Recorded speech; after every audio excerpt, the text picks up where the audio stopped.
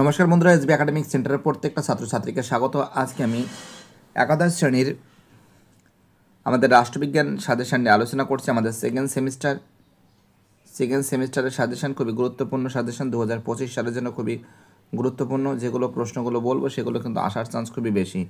প্রথম প্রশ্ন, আইনের উৎস বা আইনের বৈশিষ্ট্যগুলি আলোচনা করো। তো দেখো এটা পড়ে যাবে, ঠিক আছে, কিন্তু তার সঙ্গে দুই দাগের প্রশ্ন, আইনের উৎসগুলি আলোচনা করো এবং আইনের উৎস প্রকৃতি। তো দেখো আইনের উৎস এবং প্রকৃতি আলোচনা করো, এটা কিন্তু মোস্ট ইম্পর্টেন্ট, মোস্ট ভাইটাল।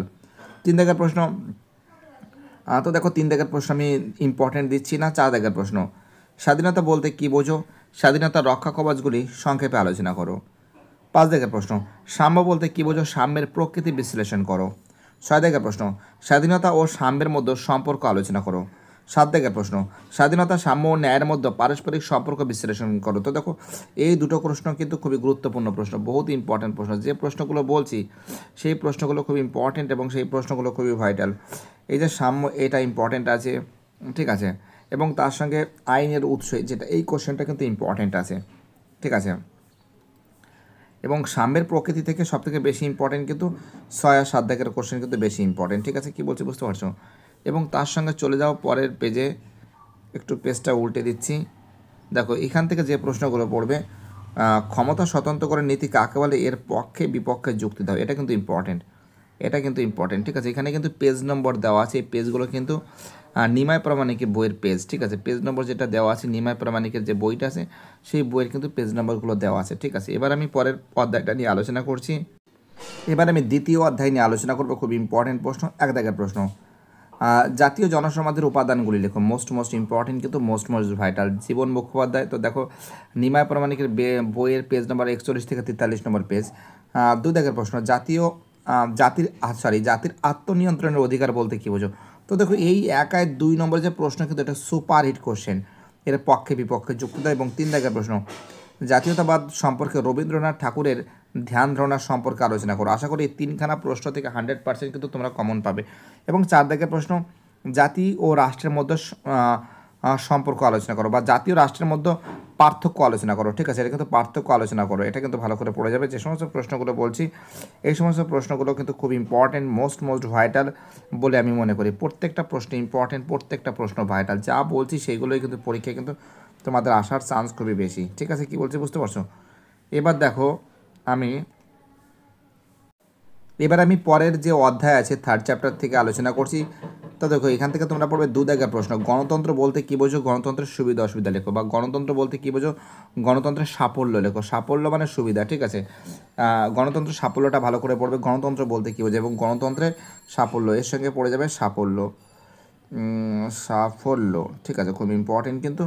এবং তার সঙ্গে তিন দাগের প্রশ্নটা ভালো করে পড়ে যাবে। তিন দাগের প্রশ্নটা কী আছে, কর্তৃত্ববাদ ও সর্বাত্মকবাদের বৈশিষ্ট্যগুলি ও সুবিধা অসুবিধা আলোচনা করতে। দেখো কর্তৃত্ববাদ কাকে বলে, এর বৈশিষ্ট্য সুবিধা অসুবিধা পড়বে, এবং সর্বাত্মকবাদ কাকে বলে, এর বৈশিষ্ট্য সুবিধা অসুবিধা পড়বে। তো দেখো তাহলে পার্থক্যটাও হয়ে যাবে, অর্থাৎ তুমি 2 নম্বর এবং 3 নম্বরের প্রশ্ন থেকে কিন্তু তুমি কমন পেয়ে যাচ্ছ, ঠিক আছে। আশা করি 2 দাগের প্রশ্নটাও ইম্পর্টেন্ট এবং তার সঙ্গে 3 দাগের প্রশ্নটাও ইম্পর্টেন্ট বলে আমি মনে করি। এই দুটো প্রশ্ন পড়লেই মোটামুটি একদম টেনশন মুক্ত হয়ে যাবে, ঠিক আছে। তো দেখো এবার আমি পরের অধ্যায় নিয়ে আলোচনা করছি। তো দেখো এবার আমি চতুর্থ অধ্যায় নিয়ে আলোচনা করছি। তো চতুর্থ অধ্যায় থেকে যে প্রশ্নগুলো গুরুত্বপূর্ণ, ঠিক আছে, চতুর্থ অধ্যায় থেকে যেগুলো 2025 সালের জন্য খুবই ইম্পর্টেন্ট এবং যেগুলো 2025 সালের ক্ষেত্রে খুবই ইম্পর্টেন্ট এবং পরীক্ষা আসার চান্স খুবই বেশি। এক দাগের প্রশ্ন, গান্ধীজির অহিংস সত্যাগ্রহের ধারণাটি ব্যাখ্যা করো। গান্ধীজির অহিংস সত্যাগ্রহের ধারণাটি ব্যাখ্যা করো। দুই দাগের প্রশ্ন, মৌলানা আবুল কালাম আজাদের স্বাধীনতা ও শিক্ষা সংক্রান্ত ধারণা আলোচনা করো। মৌলানা আবুল কালাম আজাদের স্বাধীনতা ও শিক্ষা সংক্রান্ত ধারণা আলোচনা করো।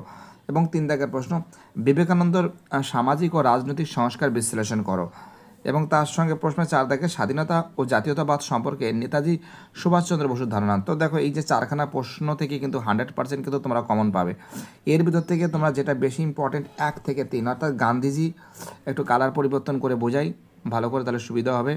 একটু ব্ল্যাক পেন নিচ্ছি, হ্যাঁ, তোমরা গান্ধীজিটা ভালো করে পড়বে এবং তার সঙ্গে পড়ে যাবে মৌলানা আবুল কালাম আজাদ, ঠিক আছে, মৌলানা আবুল কালাম আজাদটা ভালো করে পড়ে যাবে এবং বিবেকানন্দটা পড়ে যাবে এবং তার সঙ্গে এখানে নেতাজিটা দেখে যাবে, ঠিক আছে, কি বলছি বুঝতে পারছো।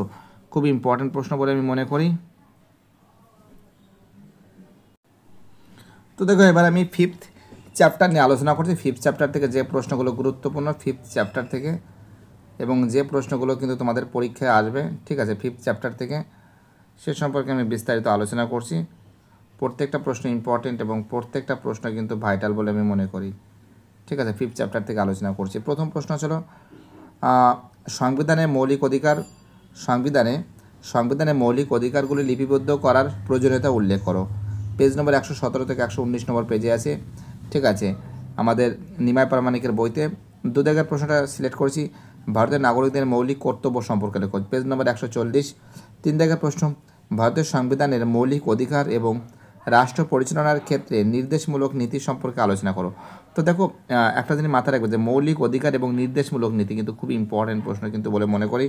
4 দাগের প্রশ্ন, ভারতীয় সংবিধানে নাগরিকদের মৌলিক অধিকার সম্পর্কে আলোচনা করে, একই কোশ্চেন দুবার দেওয়া আছে।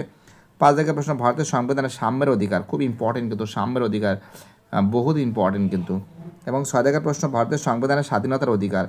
এবং 7 দাগের প্রশ্ন, মৌলিক অধিকার এবং নির্দেশমূলক নীতির মধ্যে পার্থক্য। তো দেখো মৌলিক অধিকার নির্দেশমূলক নীতির মধ্যে পার্থক্য, এটা কিন্তু ইম্পর্টেন্ট আছে। ভারতের সংবিধানের স্বাধীনতার অধিকার, ভারতীয় সংবিধানের সাম্যের অধিকার, ঠিক আছে, এটাও ভালো করে পড়বে এবং এটা পড়ে যাবে 3 দাগের প্রশ্নটা, যে ভারতের সংবিধানের মৌলিক অধিকার এবং রাষ্ট্র পরিচালনার ক্ষেত্রে নির্দেশমূলক নীতি, এই কোশ্চেনটা।